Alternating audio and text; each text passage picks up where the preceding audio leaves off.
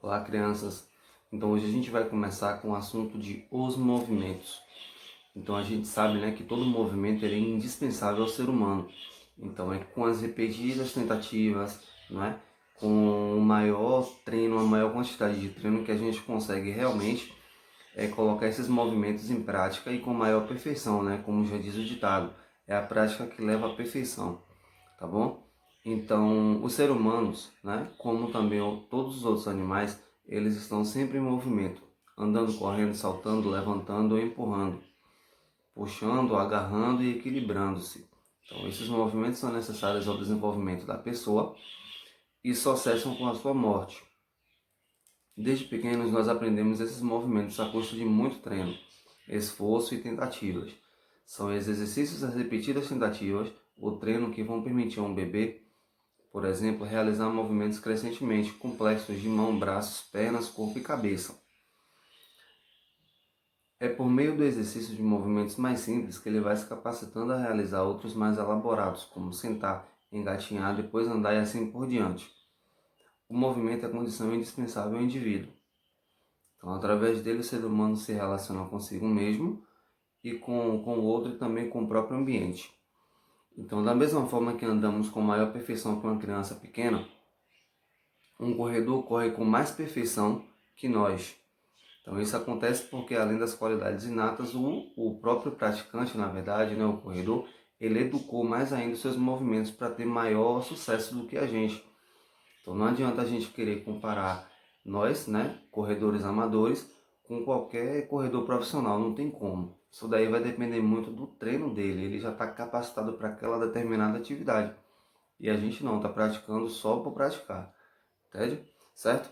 Então, além do bem-estar físico, a atividade física proporcionará a você também bem-estares psíquicos, desenvolvendo sua inteligência, caráter e personalidade, preparando você para uma melhor convivência social, política, biológica e ambiental.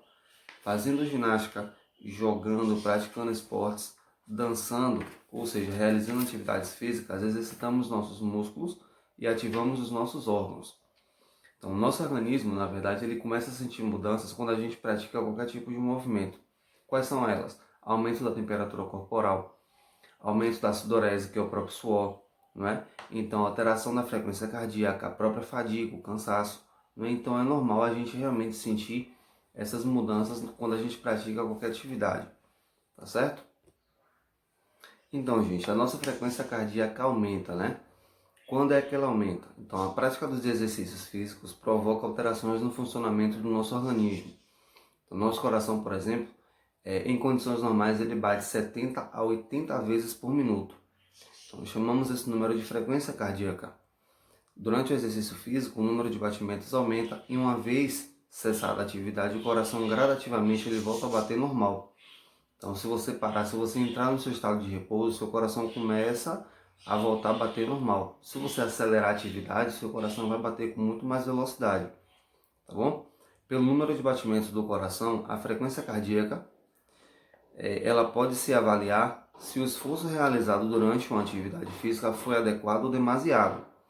Então, a frequência cardíaca, como eu ensinei para vocês, né, ela pode ser medida em dois locais, ou aqui na carótida, ou então no próprio pulso, com o dedo indicador. Você pode colocar os dois dedos, ó, colocar aqui na região do seu pulso e aqui na carótida. Então, você vai sentir a sua frequência, tá bom? Para adequarmos o esforço do exercício, né, adotamos um determinado ritmo de batimentos. Então, esse ritmo ele deve estar relacionado com o tipo de atividade desenvolvida. Atividade intensa para atletas ou moderada, atividade para a saúde. Então, todos nós, né, seres humanos, a gente tem uma frequência cardíaca máxima, para que a gente tenha aí uma base, né? Então, qual é essa frequência cardíaca? Para os homens, também, é de 220 e para as mulheres é 226, tá bom? Então, para a frequência cardíaca em repouso, por exemplo, nos recém-nascidos, né, é de 100 a 160 batimentos. Nas crianças de 1 a 10 anos, é de 70 a 120 batimentos por minuto. Tudo isso é por minuto. Crianças acima de 10 anos e adultos, de 60 a 100 batimentos por minuto. Então, e atletas bem treinados é de 40 a 60 batimentos por minuto. Isso aí é em repouso, tá bom? No estado normal do seu corpo, sem você praticar nenhum tipo de atividade no momento. E também com a idade do praticante, né? Tem a ver com isso. Classificação dos exercícios quanto à intensidade. A gente sabe que existem 3 tipos de intensidade: forte, moderada e fraca. Então, na atividade forte, a gente trabalha geralmente com 80 a 100% da frequência cardíaca máxima, que eu falei para vocês um pouco anteriormente aí, né? A atividade moderada vai trabalhar com 65 a 75% da frequência máxima. E a atividade fraca é menos de 50, não é? E a temperatura do nosso corpo aumenta. Quando é que ela aumenta, né?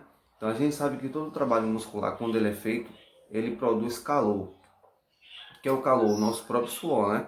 Então por isso a temperatura do nosso corpo aumenta. Então, através do suor, o calor produzido é transportado à superfície corporal e eliminado. Devemos ingerir água em grande quantidade antes, durante e depois dos exercícios, né? Então são os 3 tempos. Você pode ingerir antes, durante o exercício e depois do exercício, tá bom? O cansaço físico não faz sentir fadiga. Então o que é a fadiga? É o cansaço, o próprio nome já diz.